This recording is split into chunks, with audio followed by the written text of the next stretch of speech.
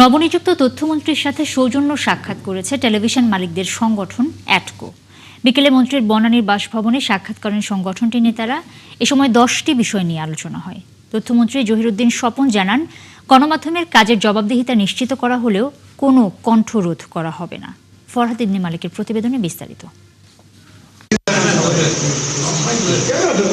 বেসরকারি টেলিভিশন মালিকদের সংগঠন অ্যাটকো বৃহস্পতিবার বিকেলে তথ্যমন্ত্রীর সাথে সৌজন্য সাক্ষাতে তার বনানীর বাসভবনে আসেন সংগঠনটির নেতারা। সাথে ছিলেন ৭১ টেলিভিশন ও মেঘনা গ্রুপের চেয়ারম্যান মোস্তফা কামাল। ডেন্টিস্টের পরামর্শ নাও নতুন কোলগেট অ্যাক্টিভ সল্ট।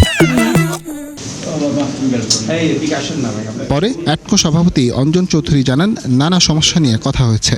তুলে ধরা হয়েছে অ্যাটকোর পক্ষ থেকে 10টি বিষয়। সমস্যাগুলো আমার মনে হয় যে খুব দ্রুত আমরা কাটিয়ে উঠতে পারবো, কারণ সদিচ্ছা থাকলে সবকিছুই সম্ভব। শুধু কিন্তু টেলিভিশন ওনারদের কথা বলছি না, যদি এটা ওনারদের অ্যাসোসিয়েশন, আমরা যখন কথা বলি আমরা কিন্তু ওনারের জন্য কথা বলি না, আমরা আমাদের সমষ্টিগত আমাদের সহকর্মীদের নিয়ে কথা বলি।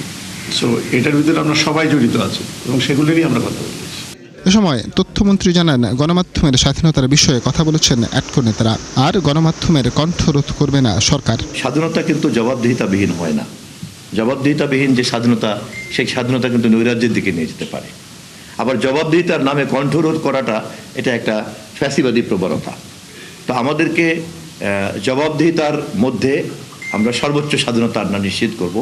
আমি মন্ত্রী হিসাবে সরকারের পক্ষ থেকে এই বিষয়ে গ্রিন সিগন্যাল পেয়েছি।